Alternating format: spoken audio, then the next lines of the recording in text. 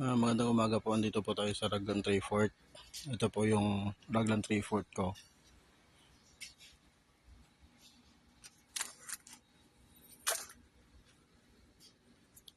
Nakaayos naman po siya, kaso ano lang po, medyo kulang lang sa stocks kasi may paparating pa naman na incoming. Then yung mga stocks ko lang po is maroon,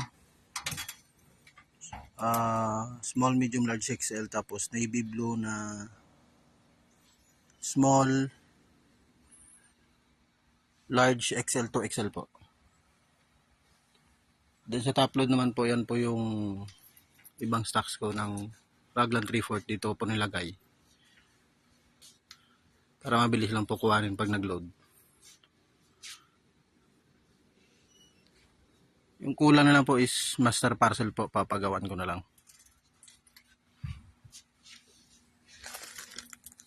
Yan po.